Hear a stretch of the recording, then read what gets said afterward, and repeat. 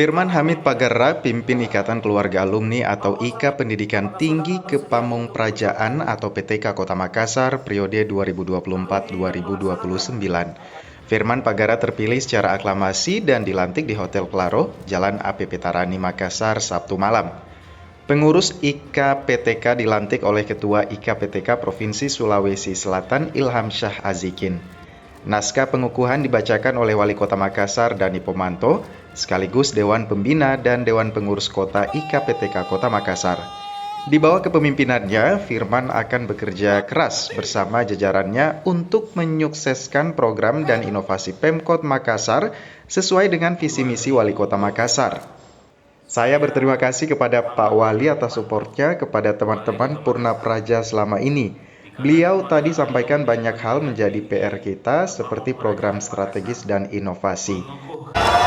Saya kira ini sebuah pelantikan yang luar biasa karena menyangkut banyak orang. Karena ini teman-teman Purna Praja ini kan di Makassar itu mendominasi pemerintahan Kota Makassar. Sehingga pelantikan ini sangat strategis untuk tempat konsolidasi informal di luar pemerintah kota. Sebagai alumni yang menjadi buah yang terbaik dari alma mater, tentunya harus membuktikan bahwa bagaimana buah ini memberi manfaat, baik untuk secara organisasi maupun secara kemasyarakatan, sosial masyarakat kemasyarakatan. Makanya saya terima kasih kepada Pak Ketua IKA PTK Sulawesi Selatan, Pak Ilham Syah Azikin, dan selamat untuk Pak Firman. Pak, sejauh ini kontribusi alumni UDN Tadi Mbak Dian sampaikan bilang termasuk paling banyak di Indonesia. 400 ya?